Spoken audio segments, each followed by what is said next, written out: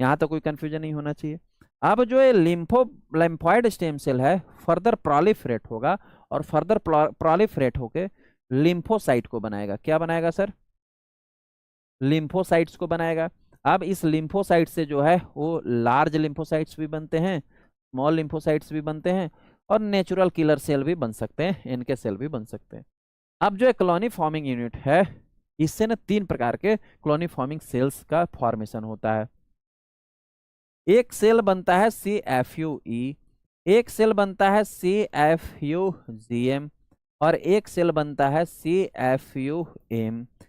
ई का मतलब है एरिथ्रोसाइट्स,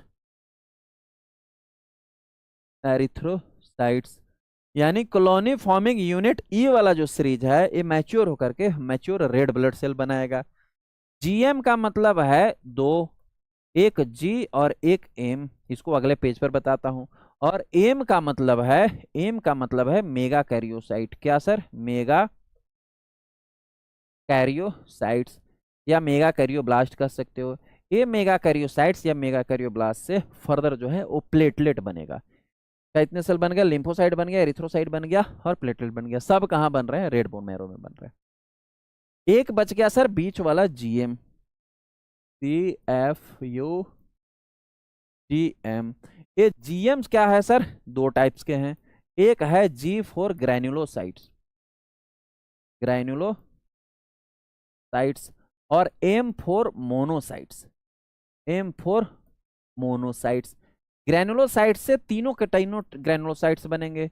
न्यूट्रोफिल बनेगा, न्यूट्रोफिल्स बनेगा, इयोसिनोफिल्स बनेगा, as well as sir basophil बनेगा, बेसोफिल्स बनेगा। और नेक्स्ट वन मोनोब्लास्ट कह सकते हो या इसको मोनोसाइट। मोनोब्लास्ट से जो है वो मोनोसाइट का फॉर्मेशन होता है। अब सारे के सारे ब्लड सेल्स का कुछ इसी प्रकार से फॉर्मेशन होता है। इसका स्क्रीनशॉट ले लो, अपने नोटबुक में लिख लो, या जैसे लिखना है लिख लो। ये याद रखना, हमारे सारे के सारे ब्लड सेल्स बन गए सर। लिम्फोसाइट बन गया, रेड ब्लड सेल बन गया, ग्रेनुलोसाइट बन गया, मोनोसाइट बन गया और प्लेटलेट बन गया। तीनों के तीनों प्रकार के जो है ब्लड सेल बन गया। क्वेश्चन क्या पूछा था प्यारे? जरा हम क्वेश्चन को देखते हैं कि जो कॉलोनी फॉर्मिंग यूनिट है, ये जो कॉलोनी फॉर्मिंग यूनिट इसको हम